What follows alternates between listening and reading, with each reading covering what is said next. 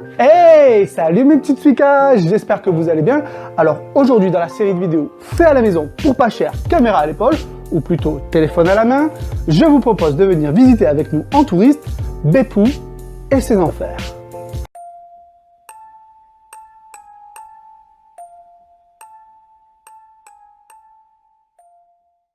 Mais commençons par le commencement. Beppu, c'est où? C'est quoi? Beppu, c'est une petite ville située entre la mer et la montagne dans la préfecture d'Ōta sur l'île de Kyushu. Elle est célèbre pour ses onsen, mais ce qui la rend célèbre et qui nous intéresse nous en tant que touristes, ce sont ses fameux enfers. Ce sont des sources d'eau chaude appelées Jigoku. Elles sont connues pour leur couleur et leur paysage étonnant. Elles sont au nombre de 7 pour les plus connues, mais il en existe d'autres. Bien entendu, à la différence des onsen de la ville, cette eau est extrêmement chaude et il est impossible de s'y baigner. Cette vidéo a été tournée pendant notre propre visite en tant que touriste. On ne prétend pas vous montrer des images de vidéos professionnelles, il y en a des très bien sur internet. Nous, ce qu'on vous propose, c'est de venir avec nous en tant que touriste, visiter les enfers comme si vous y étiez. Tout compte fait, voyez plutôt cette vidéo comme un mix entre des images tournées par des élèves de 5 ans qui auraient volé le téléphone de leur prof et les commentaires de votre oncle relou, vous savez, celui qui est toujours bourré pendant les repas de famille. Alors, profitez. Alors, on est aux enfers à Beppu. On a l'Umi Jigoku, donc l'enfer Umi. Et apparemment, sur les nénuphars, si tu pèses moins de 25 kg, tu peux t'asseoir ou monter sur les nénuphars. Et ça, c'est trop cool. Bon, c'est sûr qu'avec mes presque 100 kg, je vais pas le tenter. Peut-être en empilant 4, mais je le ferai bien, quoi. Donc voilà, il fait très chaud. Hein. Ça monte, il fait chaud, voilà. On en fera d'autres après. Donc voilà le fameux Yumi Enfer. Donc comme vous pouvez le voir, il fait très chaud. Déjà que il fait très chaud aujourd'hui. En plus on se tape l'enfer. Alors Yumi Jigoku, pourquoi il s'appelle Yumi? Parce qu'il est bleu en fait. Il a une couleur bleue et ça rappelle la mer. Donc je vais vous lire je vais pas vous le lire, vous allez le lire comme des grands garçons en anglais. Hein. Voilà. Donc l'enfer de la mer, ce qui ressemble à la mer, tout simplement. Voilà. Allez, on va essayer de s'en faire encore un ou deux d'enfer. Donc là, on est au Oni Ishibuzu Jigoku. Donc apparemment, il aurait ce nom parce que les petites bulles qu'il fait ressemblent au crâne des moines. Les moines, voilà. Donc on va continuer, il fait très chaud et ça sent très très fort le souffle.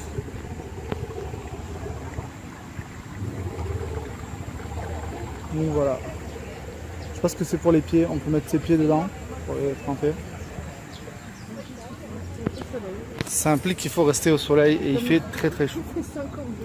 C'est ça.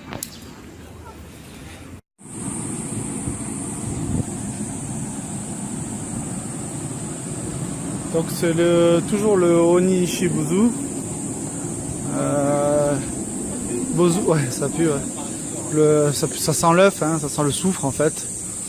Donc je vous disais que ça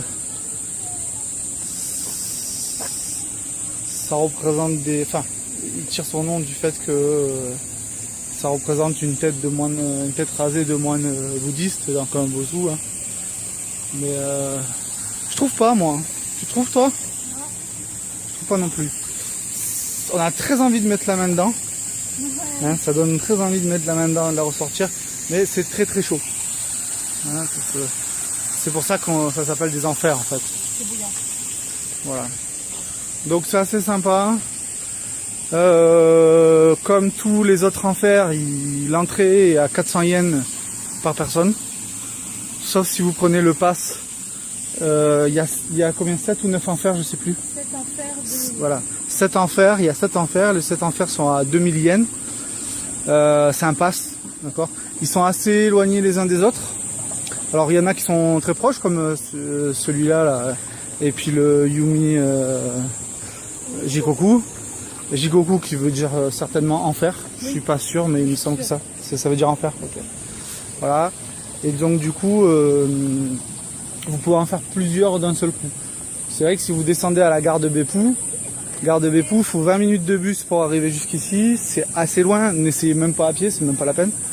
Enfin, vous pouvez, mais je crois qu'il y a 1h30, j'avais regardé, il y a plus d'1h30 de marche. Maintenant, si vous prenez le bus, il y a 20 minutes de bus. Mais ouais, si vous pouvez louer une voiture, c'est bien. Pour pouvoir louer une voiture, il faut avoir fait les démarches, c'est-à-dire passer par l'ambassade du Japon en France et avoir traduit votre permis de conduire en validité, bien sûr. Donc c'est un peu compliqué si vous y êtes pas pris à temps. C'est-à-dire qu'il faut un certain temps pour le faire. Il faut payer. Donc si vous êtes comme nous, parce que nous on n'avait pas envie de prendre de voiture, vous êtes comme nous et que vous voulez faire votre trip, votre voyage à pied ou en JR, et ben, il faudra prendre le bus. Voilà. On va s'arrêter là pour celui-là parce qu'il n'y a pas plus, hein, c'est très petit en fait. On a fait le tour. Hein. Et on va essayer d'en faire encore un ou deux. Ça c'est un autre enfer. Nous on va pas y aller parce que déjà on va pas faire tous les enfers, il y en a qui nous intéressent pas. Ensuite Elsa elle est végane. Et non mais c'est vrai, c'est important de le signaler. Elsa elle est végane et en fait il y a beaucoup d'enfers où il y a des animaux à l'intérieur et qui sont. Il y en a pas beaucoup, il y en a deux. Oui, il y en a deux, plus les poissons et les crocos. Non, les crocos ça fait un. Ouais, d'accord. Donc ça fait donc deux enfers. Il y a deux enfers avec des animaux. Deux enfers avec des animaux et ça craint un peu, ils sont maltraités le 3/4 du temps, comme beaucoup de choses au Japon. En fait, les animaux sont pas spécialement, sont pas spécialement très embêtés. Alors c'est une généralité que je fais, c'est pas le cas. Il y a des endroits où ils sont bien traités, où ça avance, la cause animale avance, mais c'est vrai que on s'est basé sur un blog pour visiter les enfers et la personne qui a écrit sur cet enfer là, elle n'est pas spécialement végane et elle a dit que clairement ça lui avait fait de la peine, les animaux étaient entassés, c'était pas joli à voir quoi. Donc déjà une personne qui n'a pas spécialement de sensibilité vis-à-vis des animaux, je dis pas qu'elle en a pas, je dis juste qu'on ne sait pas. Sa sensibilité vis-à-vis des animaux dit que c'est pas intéressant. Moi personnellement, quand j'étais allé au zoo de Ueno il y a quelques années, c'est pareil, ça m'avait choqué la petitesse des enclos pour les animaux. Alors il est refait le zoo de Ueno, hein, il est plus grand, il est plus moderne, mais j'y suis pas retourné. Mais à mon avis, ils n'ont pas gagné beaucoup parce que justement au niveau place, il n'y a pas de place. Donc voilà. Donc c'est toujours le même enfer, hein, comme vous disiez tout à l'heure, on peut voir un peu, il y a des capybaras, il y a des flamants roses, il y a des macaques, et puis des lapins. Voilà, et par contre celui-là, oui, petite info, celui-là ne fait pas partie, plus partie en tout cas du pass pour tous les enfers. Voilà. Donc on va continuer. Donc on arrive au Kamado Jikoku qui est juste à côté de celui. Attends, je vais filmer les crocos d'abord. Donc le Kamado Jikoku. Et vous pouvez voir d'ici, on voit celui avec les crocodiles. On voit Crocodile Park. Et je vois qu'il y a l'Oniyama Jigoku aussi. On ira plus tard, là on va le faire le Kamado. Il faut savoir que on nous a dit qu'il y avait 20 minutes de marche. Et franchement, ils sont même pas à 5 minutes les uns des autres. Hein. Enfin, en tout cas, ces quatre-là. On est au Jikoku Kamado, ce qui signifie en fait le four. L'enfer du four plutôt, tout simplement parce que avant il servait de cuisine il y a très très longtemps Et on peut voir le démon rouge, là, le Aka Oni. Aka ça veut dire rouge, Oni ça veut dire démon. Le Aka Oni qui est sur une grosse marmite qui symbolise le fait qu'il faisait à manger ici il y a très très longtemps. Est-ce que c'est ses couilles? Est-ce que c'est ses couilles? Oui, c'est ses couilles, effectivement. Merci de préciser. Tu remarques toujours ce genre de détails, voilà, c'est très typique, ouais, effectivement. Je crois que voilà, il y a la traduction là. Alors attendez, je vais faire mon gaijin de base et pousser un peu. Pour ceux qui veulent lire, c'est exactement ce que je viens de dire en fait. Mais bon. Est-ce que ce mec vient de poser cette bouteille là? Putain. Et voilà pourquoi les Japonais ne supportent pas. Je vais la ramasser, je vais la rajouter. Voilà pourquoi les Japonais ne supportent plus le tourisme de masse. Parce que les étrangers font n'importe quoi. Ça commence à les gaver parce que les mecs respectent rien, quoi. Alors ça c'est un genre de four. C'est pour faire joli, quoi. Pour représenter le symbole du mec là-haut. Alors malgré le bleu du machin, on est toujours à l'enfer du four. Cette eau elle est à 85 degrés. Ici on peut voir de l'eau à 80 degrés. Et je sais pas ce qu'ils vont faire avec. 80 degrés, moi je la bois pas. Hein. J'annonce. 80 degrés. Ici vous avez de la vapeur à 100 degrés. Moi j'ai mis ma main, ça va. 100 degrés, ça va. Voilà. Là on a des bambous.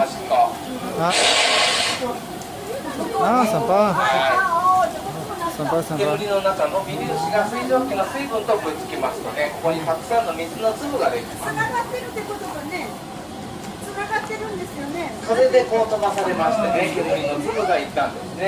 On continue un peu. Encore des bains de pied, vous pouvez mettre vos bains de pied. Tranquille. Et puis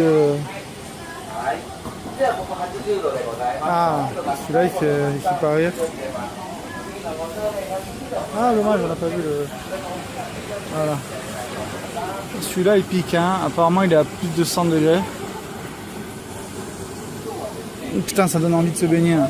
À la chaleur qu'il fait, ça donne sacrément envie de se baigner. Mais ah oui, ils font cuire des œufs ici. Vous pouvez en acheter, c'est des œufs qui sont cuits dans les enfers. Donc voilà. On va voir le petit dernier là-bas. Qui est à 95 quand même. Bon, ça va. Et qui est rouge, manifestement. Exact.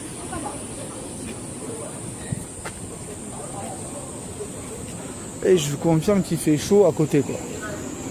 Tu confirmes? Oui. Bon alors dans celui-là ils font pas que des œufs, hein, vous pouvez le voir.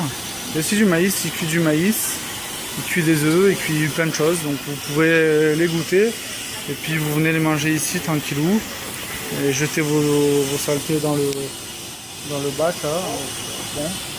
Et si vous avez envie vous pouvez tremper vos petits pieds, c'est assez rafraîchissant. Voilà. Allez.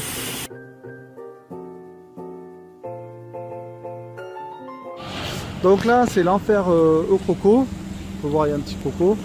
On va pas y aller justement encore une fois à cause de ce qui est de la façon dont sont traités les animaux. On peut voir encore un Oni. Nous on va normalement, donc c'est bon pour nous les enfers, il y en a d'autres mais au final ceux qu'on voulait voir c'était ceux-là. Là il y a le Shiraike Jigoku, peut-être qu'on va le faire, on va voir. Mais je pense qu'on va plus se diriger vers le musée du sexe de Beppu. Voilà, à plus tard. Donc ce matin on se lève pour partir des enfers. Alors je sais pas si vous voyez mais on voit plus la ville quoi. Tellement il y a de la vapeur. Et ça pue. Voilà. j'ai fait une vidéo parce que on voulait, il n'y a pas d'odorama, mais on voulait vous témoigner à quel point, putain la vache, à quel point ça sent fort. Alors ça pue le soufre quoi, hein, voilà, faut pas s'étonner. Ça sent l'œuf. Voilà, ça sent l'œuf. C'est pas super, on s'y fait super vite, mais voilà. C'était juste pour vous dire, on voit vraiment pas. Hier on voyait les montagnes qui étaient magnifiques, là on voit que chi quoi, on voit pas à 50 mètres. En fait, comme il pleut aujourd'hui, je pense que l'humidité de l'air plus les vapeurs qu'il y a Ouais. partout, ça fait une espèce de brouillard. Voilà. Alors c'est la suite de la vidéo d'hier sur les enfers. On a cherché pendant longtemps le musée du sexe, qui est soi-disant une renommée de la ville. Mais nous on était un peu désaxés par rapport à la station et tout. On a pris un bel hôtel qui était dans les montagnes et près des enfers. Mais on n'a pas trouvé le musée du sexe. C'est dommage, on l'aurait bien fait. Mais voilà. Alors on a su qu'il y avait un musée du sexe par plusieurs blogs qu'on a lus, par Wikipédia, etc. Le seul problème c'est que même en donnant l'adresse, avec le GPS, eh ben, ils ne trouvent pas. Alors après, on aurait pu demander à l'office du tourisme, mais on n'a pas osé. Voilà, j'espère que cette vidéo vous aura plu. Si c'est le cas, partagez, likez, abonnez-vous à la chaîne, ça fait toujours plaisir. N'hésitez pas à nous laisser tous vos commentaires, partagez avec nous et avec la communauté toutes vos expériences sur Bepou et ses enfers. Posez-nous toutes les questions que vous souhaitez. Et je vous souhaite une bonne soirée, une bonne journée, peu importe ce que vous faites. Et surtout, comme le dit une personne que j'adore, Déstresse, gros.